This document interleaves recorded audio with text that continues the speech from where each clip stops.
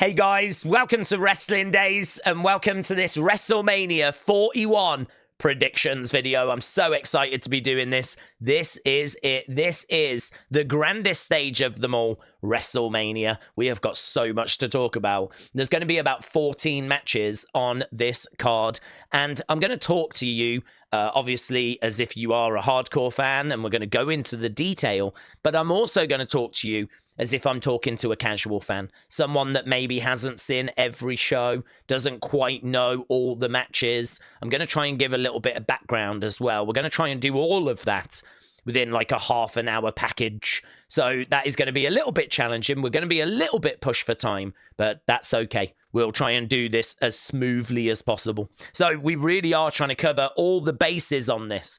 If you are going to be watching WrestleMania, and you're at home, maybe you're on your own, maybe there's no one in your family that really cares about wrestling, and you want to hang out and share your thoughts, we will be live, right? We will be live hours before WrestleMania. We will be live covering the kickoff show, covering the event itself. We're doing both days. We're doing the SmackDown before, the Raw after. We're all over that weekend. You can pop in, share your thoughts, enjoy the kind of reaction, the analysis from the community. So if you are around, pop in, say hello.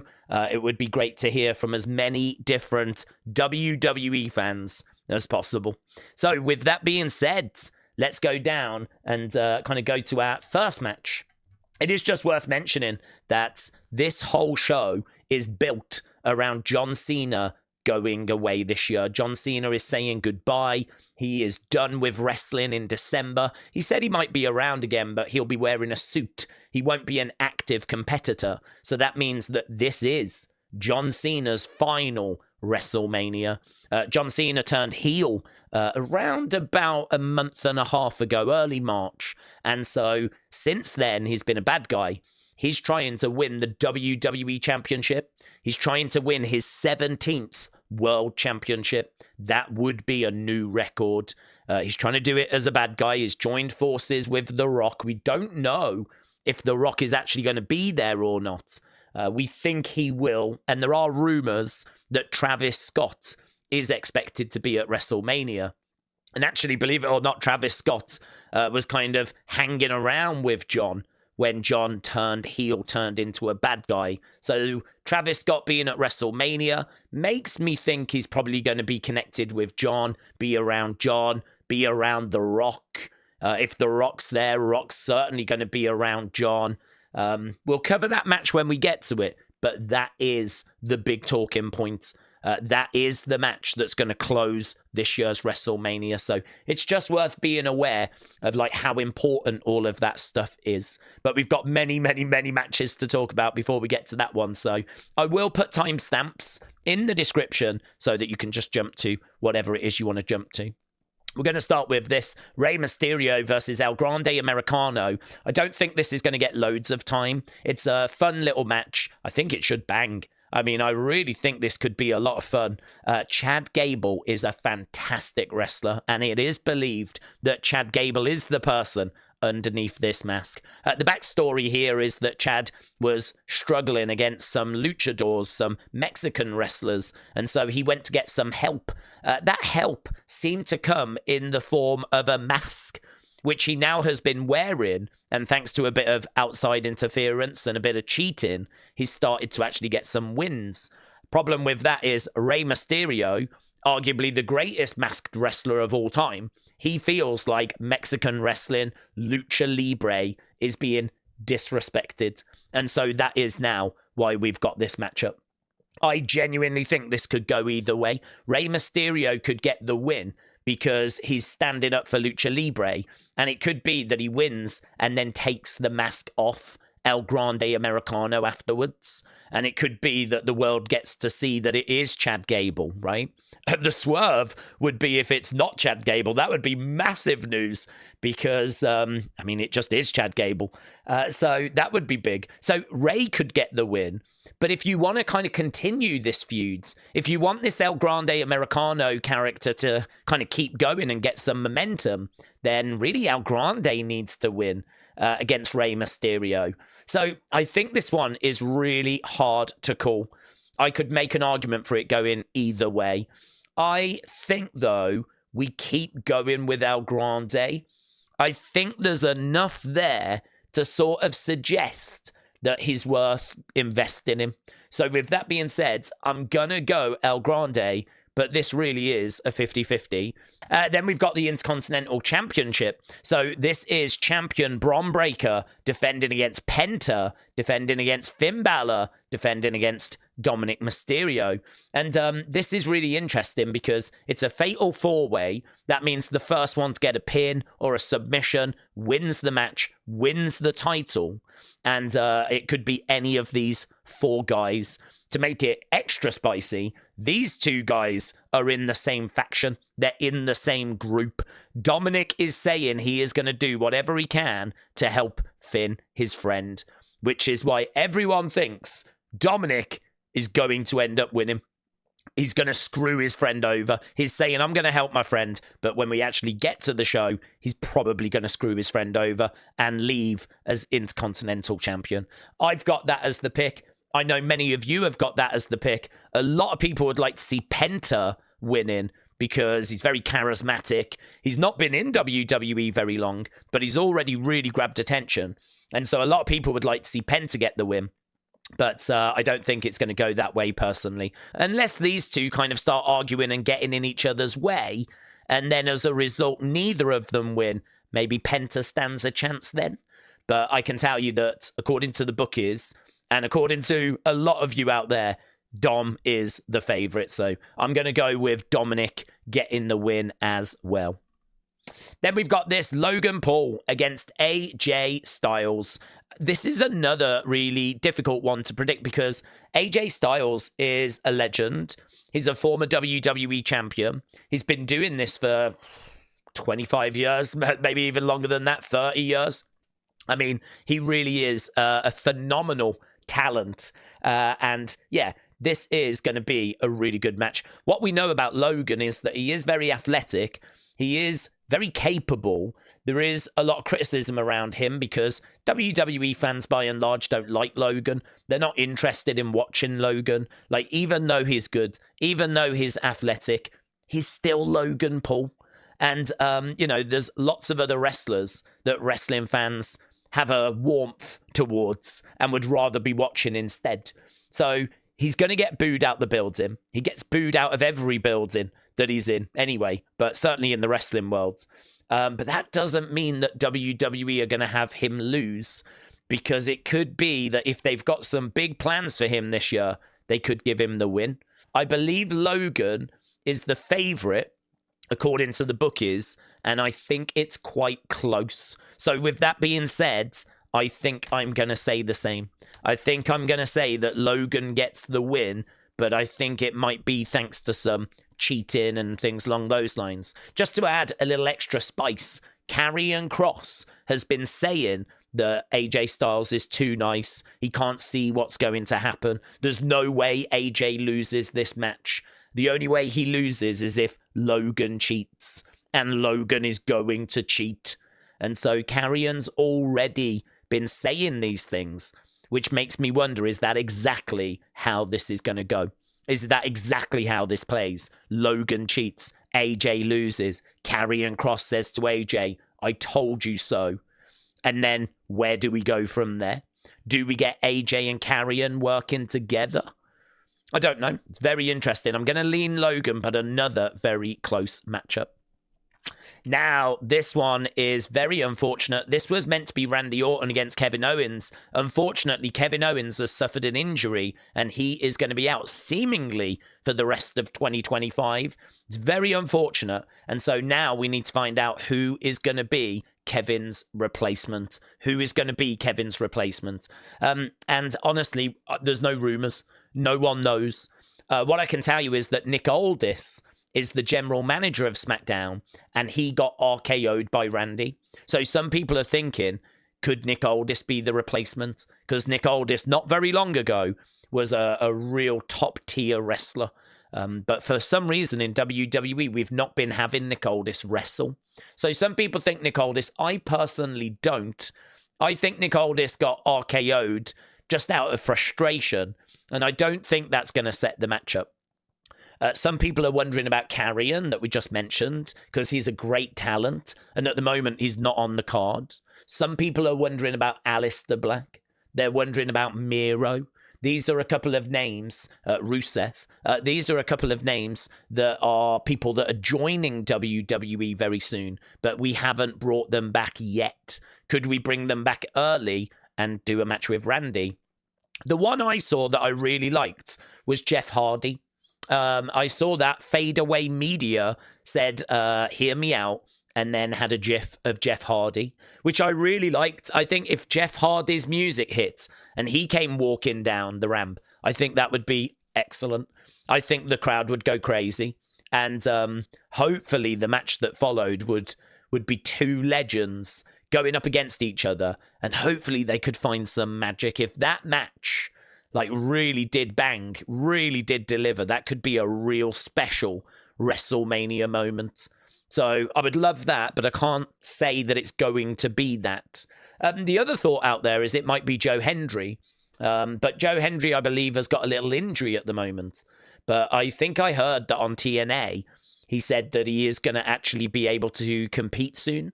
So I don't know if he'll be able to compete at WrestleMania. I think that is going to be an outside chance. There is a relationship between WWE and TNA, so it's not impossible, but I think that's an outside chance, to be honest. So yeah, really hard to pin down as to who this is going to be.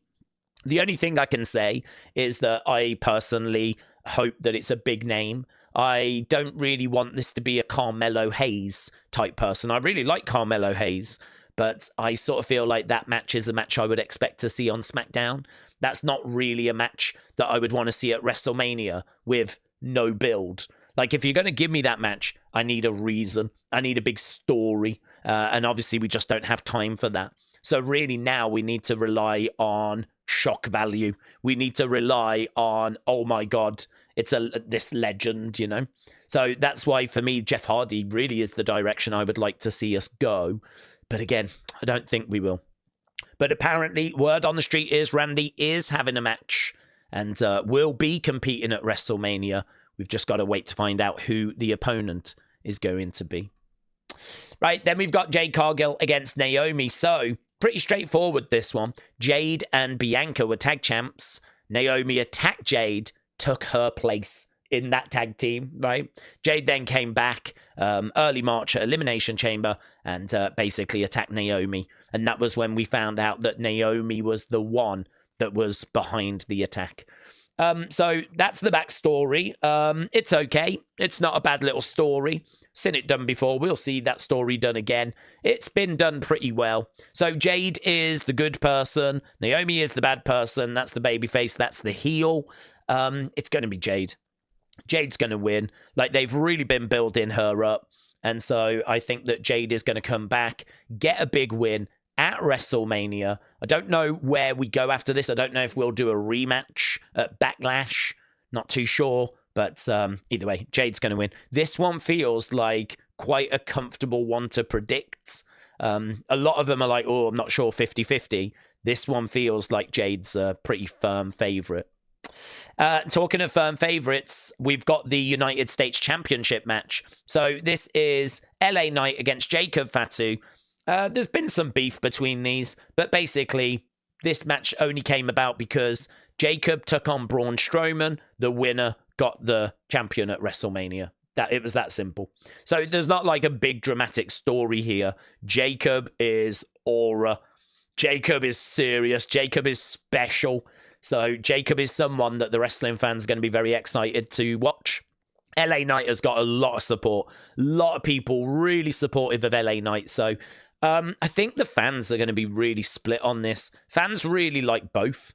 You might even get some dueling chants of let's go Jacob LA Knight. Let's go Jacob LA Knight. Something like that, right? I am torn, to be honest. The reason why I'm torn is because Jacob is a massive favorite to win this. People think that they're going to get the title, put it on Jacob, keep building him. A lot of people think this is someone that's going to main event WrestleMania in the future. So you are seeing the next big thing, right? Jacob is one to watch.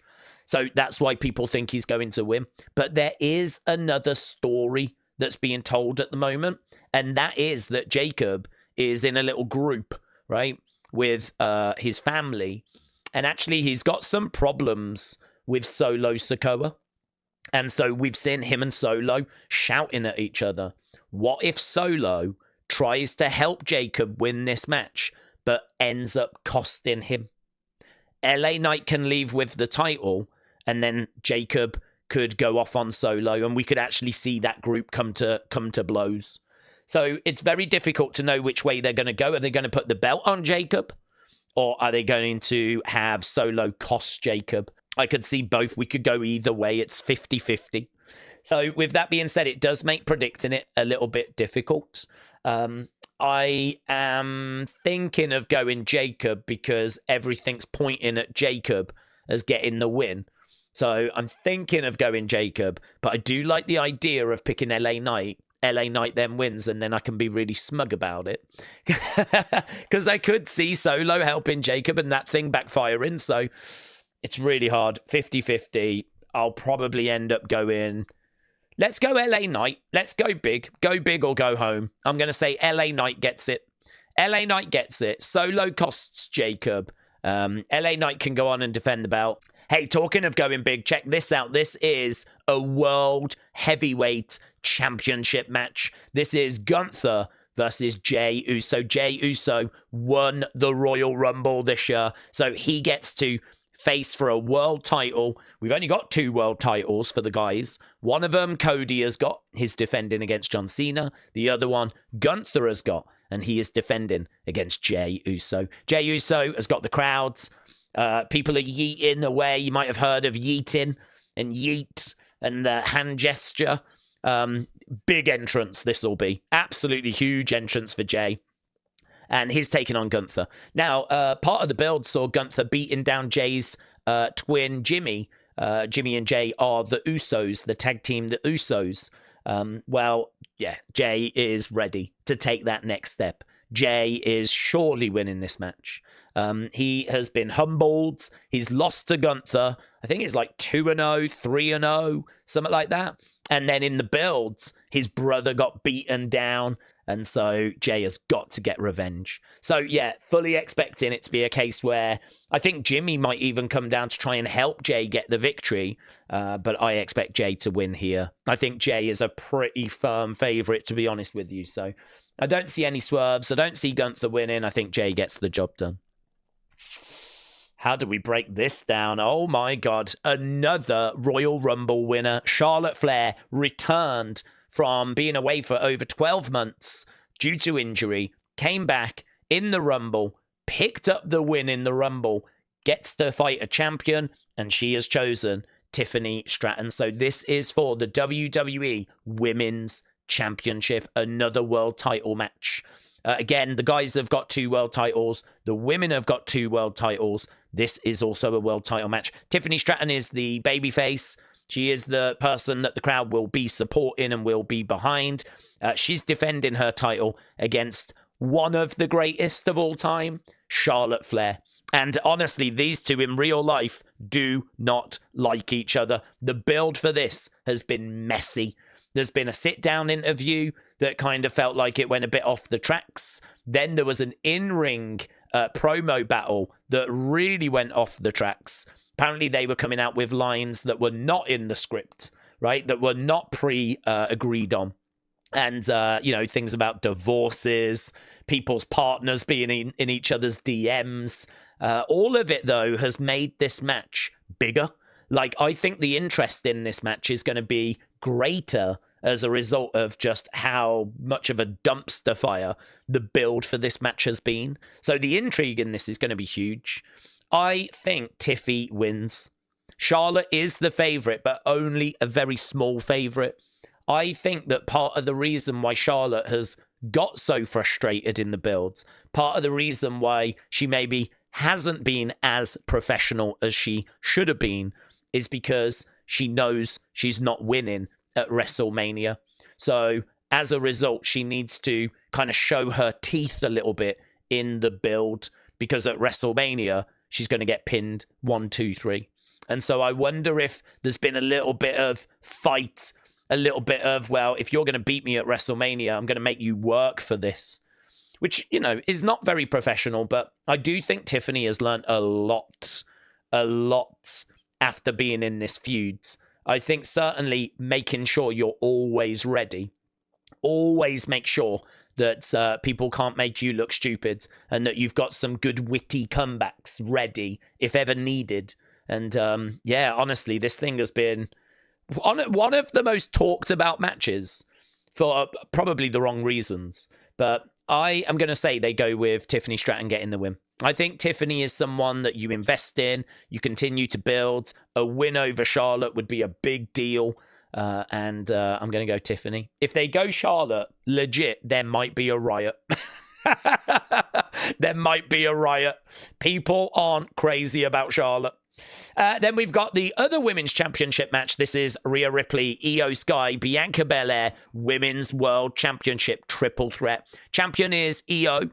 And then we've got Bianca and we've got Rhea. All of these are fan favorites. The fans like all three of these. So it is a little bit strange. There's no one that you're necessarily rooting against. I suppose it's just a case of picking your team, your side, your person that you're rooting for. So are you rooting for Rhea? Are you rooting for Io? Are you rooting for Bianca? Who is it that you're cheering for? I think Rhea and Bianca will get in each other's way. I think Io will get the win. I'm going to go with Io emerging victorious. I think Io might be the favorite. We'll have to have a look at the odds after. But I know that Rhea is the outsider. They don't expect Rhea to get the win. She was the champ not long ago. She lost the title to Io. That's probably why people aren't expecting them to now just put the belt back onto her. So really, it's between these two. Io and Bianca. It feels like one of those is going to leave as champ. And I'm going to go and say Io gets it done. So I'm going to go with Io. There is a little question, a little thought about could we see Becky Lynch? And the reason why I say that is because she was expected to return in early January. And here we are in April and we still have not seen her. So Becky is arguably the biggest, most recognizable female in WWE history. That's obviously very arguable, but she's certainly up in that conversation. And we haven't seen her in quite a while. We haven't seen her in 2025. Could it be a case that she helps someone here? Could it be a case that she comes out after the match to make her presence felt, to kind of set up maybe Io's next challenge? Don't know. Might not see Becky at all. But yeah, we've been waiting for Becky for quite a while, to be honest. Up next, we've got the main event of WrestleMania Night 1. So this is going to be Seth Rollins against Roman Reigns against CM Punk. And this is quite simple, but it's also quite complicated. It's quite simple because it's a triple threat match. 3 people that just hate each other. Right? So nice and simple. It's complicated because there's actually a 4th person in this match, and that is Paul Heyman. Paul Heyman is Roman Reigns' wise man, basically his manager, if you will, his friend. But to complicate things, Paul Heyman has got a real history with CM Punk. And last year, CM Punk said he would do Paul Heyman a favor. So he did Paul Heyman a favor, but then he said, "You owe me." And then we found out the other week what that was. CM Punk said, "Paul Heyman, you're my best friend. So at WrestleMania, I want you in my corner." So that means Heyman's going to walk to the ring with Punk. He's going to be in Punk's corner. And I'm sure there's going to be moments where Punk's going to ask him to pass him a chair or do something to help him out. Problem is, he is still the manager, the wise man for Roman Reigns. And to confuse things further, Seth was about to attack Paul the other day, last week, on SmackDown, and didn't. And he leant down and he went, "Now you owe me a favor." So I don't know where they're going with that, but Seth seems to believe he is now owed a favor from Paul Heyman. Roman Reigns is the person Paul Heyman kind of works for. That is the person he is like connected with. But because of the favor that he owed CM Punk, this is actually the person he'll be coming down to the ring with. This is the person he'll be in the corner of. Quite confusing, I understand. I suppose all you need to know is that Paul Heyman is going to be pulled in 3 different directions. He's going to have 3 different people asking him for things. And people don't know how that's going to play out. They don't quite know what the end result's going to be. I am going to go with Seth winning this. And I have changed my mind on this a few times. First of all, I thought it was going to be Punk, because this is Punk's first WrestleMania main event. Are they really going to have Punk lose? So I was leaning towards Punk. But actually, I think they might go Seth, because Seth didn't have a great year at WrestleMania last year.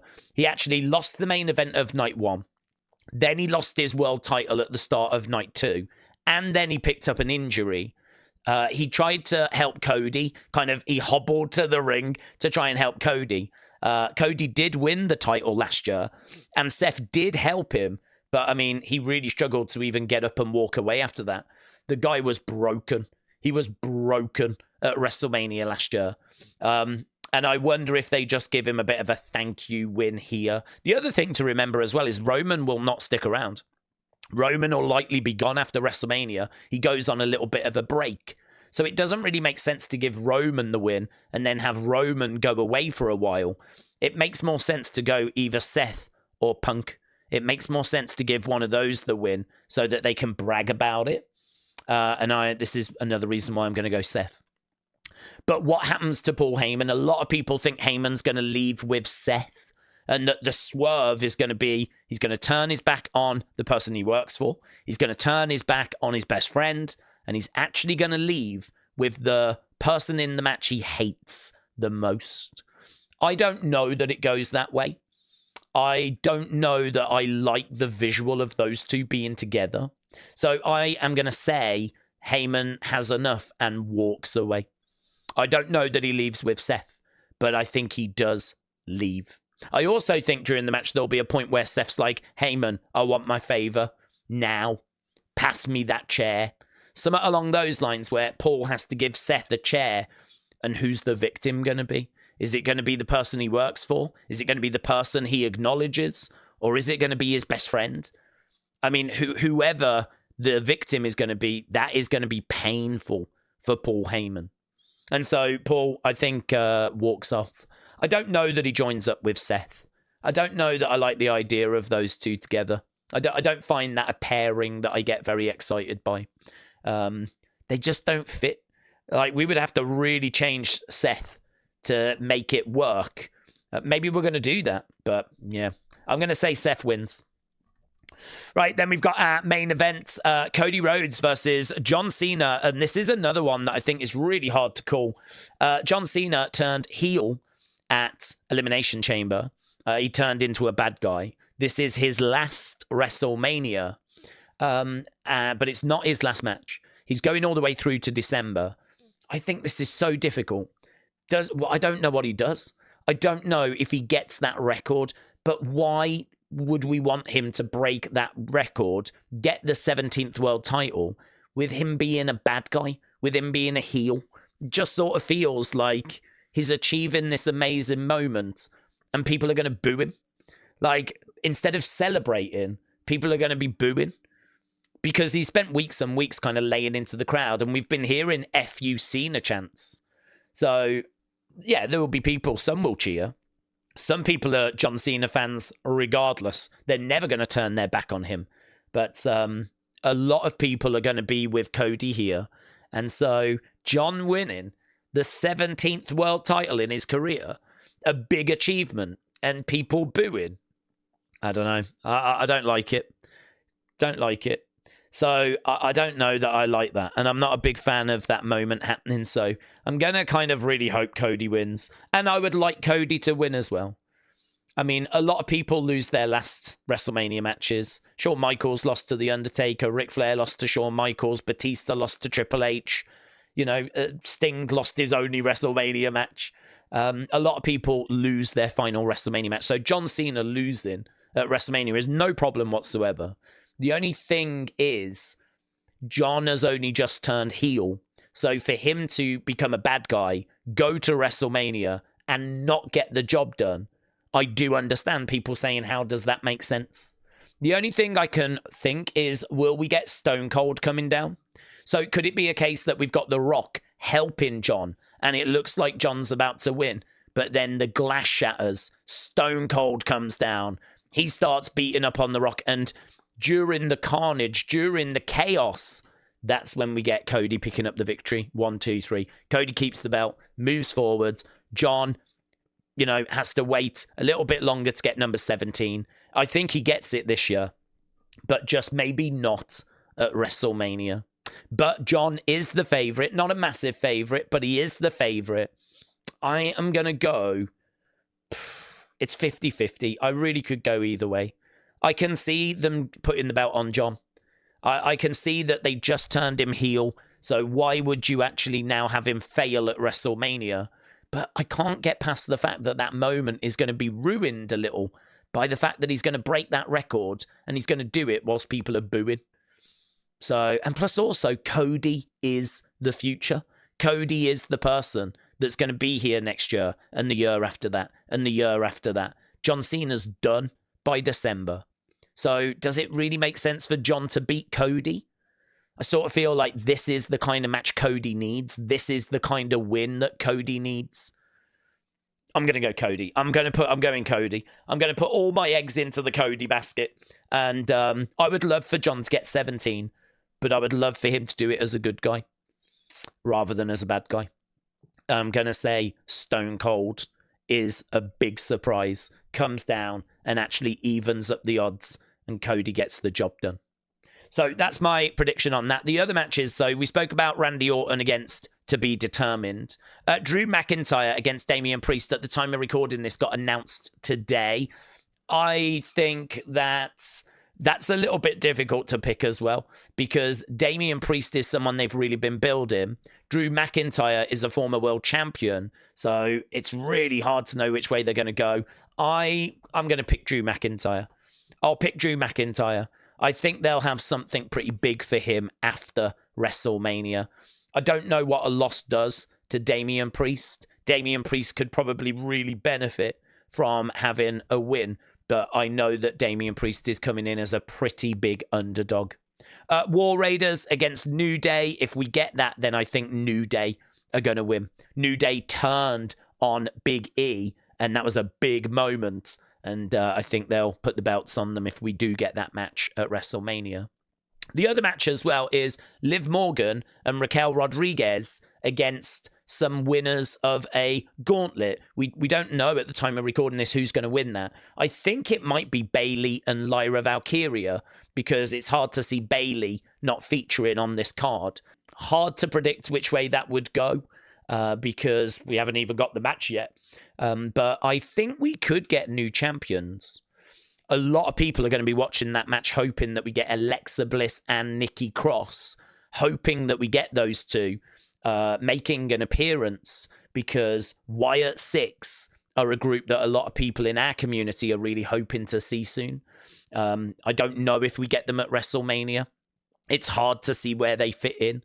They're either going to be in the women's tag match or they're going to be in that Intercontinental match, but probably the women's tag match. I wouldn't be shocked if Liv and Raquel are beating up on their opponents, lights out, come back on, Alexa and Nikki are standing in the ring. That wouldn't shock, well, it would shock me, but I could, part of me will be waiting to see if that happens. And then we could get a Liv and Raquel against Alexa and Nikki feud. And actually, I don't think that feud needs the women's tag titles. So that's why I'm saying we might end up with some new champions, but it is kind of hard to break down a match that we don't even know is kind of what we're getting at the moment. And we certainly don't know that we're going to be getting any Wyatt Six stuff, but if we do get Wyatt Six stuff, that's what I would be sort of expecting. Okay, let's have a look at the odds then, shall we? Because we do have the odds. And these are obviously very interesting. So the Intercontinental title match, Dominik Mysterio, favorite at -175, Penta at +150, Bron Breakker at +350, Finn Balor at +600. So it means that Rey has got a 63% chance of winning. 63% chance of winning. So that's the Intercontinental match. Damian Priest, Drew McIntyre. Drew McIntyre -1,000 favorite. They're saying he's got a 91% chance of winning. And when you see these numbers, it does make it hard to pick against him. 91% chance of win. I still think Damian's got a chance, to be honest. I think Damian's got a chance because I think Damian needs the win more. So I really think he's got a chance, but Drew McIntyre, 91% chance of winning. John Cena, -210. Cody Rhodes, +160. John Cena has got a 67% chance of winning. It's not bad, is it? It's not bad. It means Cody's got a 33% chance of winning. But, yeah, I think Cody. I'm still looking at Cody. I think this is the kind of match that Cody really needs to get a win in. Then we got the triple threat. So Roman's favorite at -200. Then it's Seth at +140. Then it's Punk at +300. Odds have changed. Oh, wow. The odds have changed, apparently. Now Punk has got a 75% chance of winning. So he's gone from being an outsider to now being like a firm favorite. So that's really interesting. Jey Uso, -600. Gunther at +350. It says Jey has got an 85% chance of winning. Then we got Bianca at -105. Io at +120. Rhea at +200. It says that Bianca has got a 51% chance of winning. So it's really close. Really close. I'm still leaning to Io, personally. Rhea really is the outside pick. Then we got the WWE Women's Championship. So Charlotte is -140. Tiffany at +100. It says that Charlotte has got a 58% chance of winning. Then we got LA Knight at +400. Jacob Fatu at -700. It says Jacob has got an 87% chance of winning. Logan Paul at -250, AJ Styles at +175. So Logan, 71% chance of winning. Naomi at +400, Jade at -700. Jade has got an 87% chance of winning. And here's Rey at -500. El Grande at +300. Rey has got an 83% chance of winning. So the odds are very, very interesting. Very, very interesting. And just to wrap this up, I thought it'd be fun to have a look at some of the WWE Universe's boldest WrestleMania predictions. So Troyden saying a Brock Lesnar return would be bold. Certainly not expecting that. He's in a little bit of legal trouble at the moment. Aaron loves wrestling. Dominik wins the IC title. I agree with that. D-Rock said Heyman turns on Roman. Dom pins Finn to win the IC title. Jade costs Bianca. So could Jade come down and stop Bianca from winning? That's an interesting shout. AJ Styles, Logan Paul is going to steal the show, said Fog Jones. Drew versus Damian Priest is going to be the best in-ring match on the men's side. I don't know. I think it's going to be really hard, to be honest with you, to see Cody and John Cena not be the match. I think they're going to really go all out to make that the one that you remember. The Rock is going to help Cena screw Cody, said Jobber Nation. Cody beats John Cena. Paige, Becky, and Charlotte are going to reunite to take Tiffy time. Only AJ Lee is going to make her return.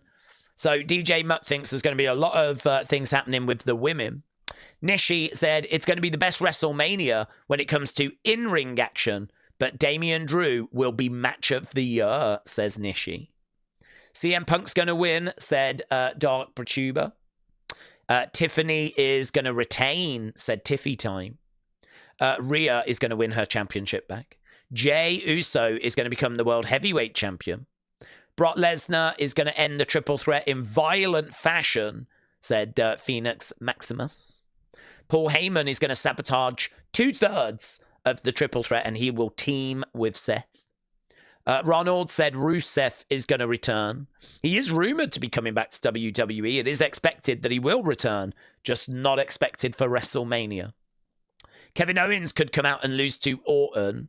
So Kevin is believed to be injured. There are still a few people thinking that might not be true.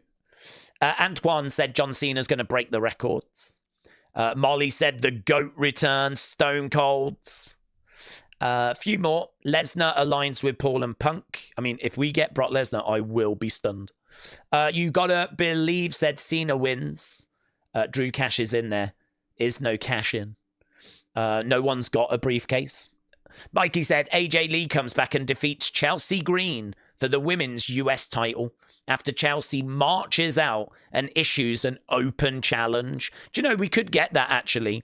Normally they do something a little bit fun when we're going to read the attendance. What if we have Chelsea Green come out and demand that she read the attendance and then actually demand, I want a match and do a open challenge or something like that? I could see something like that happening. Asuka City said a Bianca heel turn. Tiffany said Seth and Paul will be walking up that ramp together. A lot of people think that Paul and Seth are going to join forces. R-Truth is going to start a feud with John Cena over the fact that he upset his childhood hero would turn heel. Ilya fills in for Kevin. I don't know that Ilya is ready to return. Ilya Dragunov is a fantastic wrestler, but I don't know that he's ready to return. Teets said Dominik wins the IC title. Judgment Day turn on Balor. Balor will become a face. Haylinth said Alexa Bliss is going to come out and cost Liv and Raquel their match for the tag titles. An official league said Dom will walk out as champion. Jacob Fatu will not. So someone else there thinking Jacob might not leave with that United States Championship. And there we go. I mean, I think we really covered a lot there. We covered all the announced matches, some of the matches that haven't been announced, spoke about some potential returns with like maybe Becky coming back. Maybe we see Stone Cold making an appearance. I actually don't think there's going to be loads of those kinds of moments. I think a lot of people that are out injured are rumored to be coming back quite far in the future, like Asuka, Kairi Sane, both of those rumored to be May time, not April. Who knows, though? That could be a swerve. So not expecting those. I suppose they could come down to help EO, but not expecting those. Malachi or Aleister Black, Rusev, Miro, they're both expected to be after WrestleMania. Jeff Hardy would be amazing if we was to get that as a surprise. Someone's got to face Randy, though. There's every chance we do find that out before the show, though, so... Yeah, I mean, look, we could keep going and going and going. We already went longer than I was anticipating, but hopefully you enjoyed this video all the same. So a big thank you for all the support. Don't forget you can join us for that watch along. We will be live during WrestleMania on the channel. And yeah, a big thank you for all the support. So thanks for watching. Bye for now.